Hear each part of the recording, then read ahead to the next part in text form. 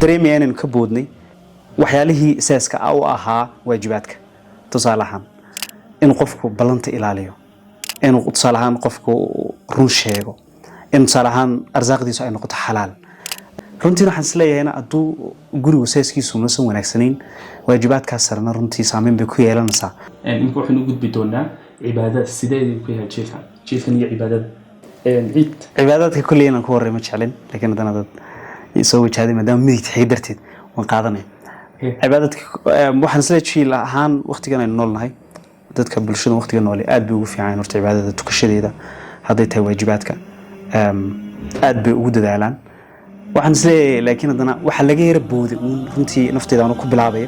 waxaan dareemayaa inaan ka boodnay waxyaalihii asaaska u ahaa waajibaadka tusaale ahaan in qofku balanta ilaaliyo inuu tusaale ahaan qofku run sheego in tusaale ahaan arsaaqdiisu ay noqoto xalaal waxyaalahaas inaadan jaarkaaga dhibin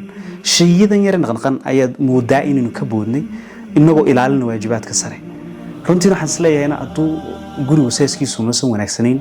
waajibaadkaas sarna runtii saameyn bay ku yeelanaysaa qofku waajibaadka sida uga soo baxayan marka anoo naftayda iyo bulshada kale iyo jiilkan waqtiga noolba waxaan leeyahay u fiirso tusaale ahaan iminka maanta tusaale ahaan shalay baan filay jimcii baa ahayd masaajidkan tegey kabacdina waxaan arkay salaada jimcaha wadayaarka waa la isbuuxiya masaajidada kabacdina waxaan arkay markaan sii gelisay dhiba masaajidkii oo meesha laga geliyay albaabka laga geliyay quruxdiisa inay ahaato ahayd in kababa ay hor buuxaan oo adan kabahaagii meel aad cagta dhigtaba aad laadahay inaad salaad tukato sidoo kale seeskan iyo nidaamkan masaajidka loo geliyo inuu la socdo qurux badan marka waajibaadka leeynu leeyahay inaan salaad tukano sidoo kale nidaamista inaan ku darno